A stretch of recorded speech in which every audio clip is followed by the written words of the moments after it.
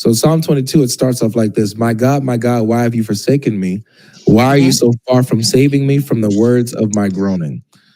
So he's basically a cry out to say, how long must I go through this? That's what the cry out is. Now, it's interesting that Jesus is quoting Psalm 22 because he does this for a reason. It's not that he's being forsaken or anything like that, but he's pointing to a prophecy about his crucifixion. So when you read Psalm 22, and he's announcing it, there's Jews listening, right? The Jews are there mocking him, and they hear him, they hear what he's saying. When he recites the first verse of the psalm, they're going to know what he's reciting. They're going to know he's reciting Psalm 22, which goes on to say stuff like this. But I am a worm and not a man, scorned by mankind and despised by the people. All who see me mock me. They make mouths at me. They wag their heads. He trusts in the Lord. Let him deliver him. Let him rescue him, for he delights in him. So they're mocking him the same way that they're mocking him. Yeah, I understand what you mean. Yep.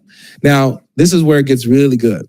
Down here in verse 16, it says, for dogs encompass me, a company of evildoers encircles me. They have pierced my hands and my feet. So you see how Jesus is quoting a psalm that points to his prophetic suffering. Okay. So that when people hear this, they might hear this and repent. Assalamu alaikum wa rahmatullahi ta'ala wa barakatuh. The claim here that Psalms chapter 22 verse 16, it's a prophecy about the crucifixion of Jesus.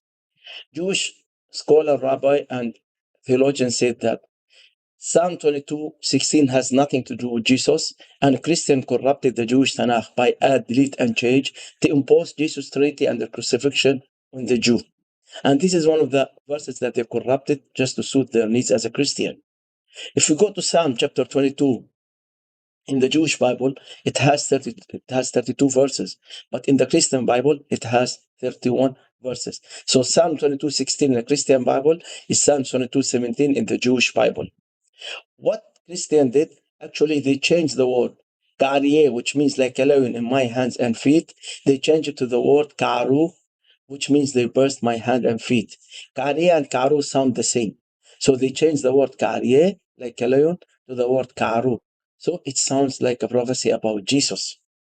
Now, if you go to Isaiah chapter 38, verse 13, you will read the same word Ka'arieh, and Christian translated correct to like a lion. If you go also 3 verses before, Psalm 22:13, you will read the same word Ka'arieh, and Christian translated the word correct to like a lion. So I wonder why in Psalm 22:16, they changed the word Ka'arieh from Ka'arieh to Ka'aru, or they translated the word Ka'arieh to burst, not to like a lion. So this is one of the things that they did to the verse to corrupt this verse and to impose crucifixion on the Jew.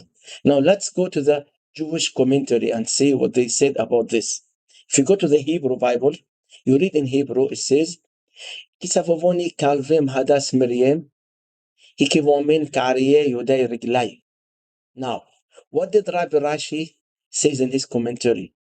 Rabbi Rashi said in his commentary, like a lion, my hands and feet, as though they are crushed in a lion's mouth. And so did Ezekiel said in Isaiah chapter 38, verse 13, like a lion, so it would break all my bones. So according to Jewish commentary and interpretation, Jewish sources, it says that this verse is talking about Ezekiel. And they referred us to Isaiah chapter 38, verse 13. Let's go to Isaiah chapter 38, verse 13, and see what does it say according to the Jewish Hebrew interpretation. This is Jabat.org, Jewish sources. Now, if you read Psalm chapter 22, verse 16, let's look it up together. That's Psalm chapter 22, that's verse 16. It says, as you see, here 17, as I told you, it says here, like a lion, my hands. That's the commentary of Rabbi Rashi. As I told you, he said, like a lion, my hands and feet, as though they are crushed in a lion's mouth. And so did Ezekiel say. Then he referred us to Isaiah chapter 38, verse 13. Like a lion, so it would break all my bones. Let's go to Isaiah chapter 38, verse 13. This is Isaiah chapter 38, verse 13.